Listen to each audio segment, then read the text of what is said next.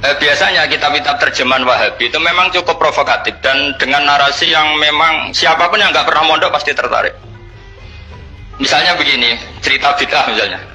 Iyyakum wa muhdatsatil umur fa inna kulla bid'atin dhalalah wa kulla dhalalatin finnar misalnya gitu. Wa kulla muhdatsatin bid'ah wa kulla bid'atin dhalalah wa kulla dhalalatin finnar.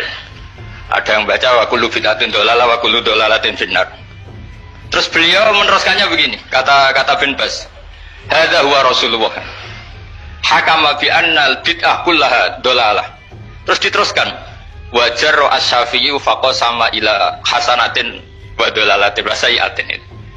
Jadi dengan narasi seperti itu tuh orang itu tahu bahwa Syafi'i itu kurang ajar tenan kira-kira gitu. Jadi dia ini Rasulullah yang mengatakan semua bid'ah ini dhalalah, tapi Syafi'i lancang dengan membagi ada dhalalah, ada sayyi'ah, ada hasanah, ada sayyi'ah. Ini aneh katanya. Wong Rasulullah yang nabi saja bilang satu semuanya dhalalah kok dia bilang dua kan. Diredasikan jaro'ah, kira-kira makna sedannya yang lama atau berani. Sehingga orang mesti tanya, kenapa sih tidak ikut Rasulullah saja? Tapi ini satu ilmu, setidaknya ilmu perdebatan, bukan ilmu hakiki, karena kita tidak tahu yang diridhani Allah yang mana.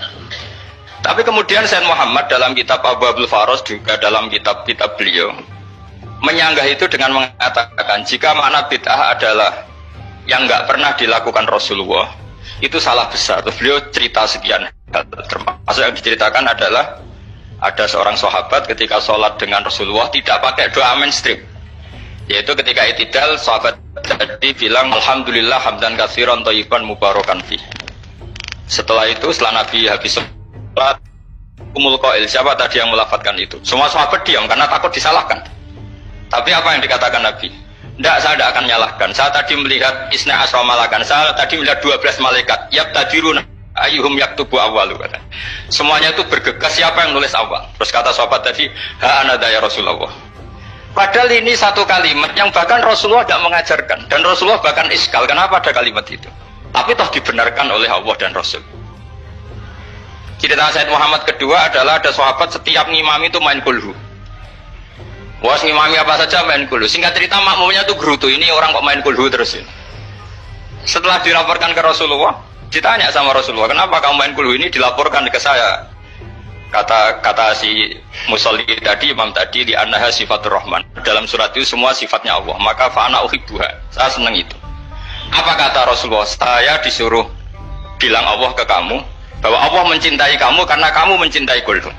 Terus keterusan sampai sekarang itu orang-orang NU baca kulhu terus itu. Karena sekali baca idza samsu kuwirat mesti kepunting gitu. Tapi artinya itu dibenarkan Rasulullah min ghairi sabqi ta'limin minhu, tanpa ada pelajaran dari beliau. Runtuhlah teori bid'ah bahwa bid'ah adalah semua yang nggak pernah dilakukan Nabi, diajarkan Nabi. Nyatanya beberapa kali Nabi membenarkan sesuatu yang belum pernah diajarkan oleh beliau. Masalahnya adalah tidak semua orang baca kitabnya Sayyid Muhammad atau baca tidak paham.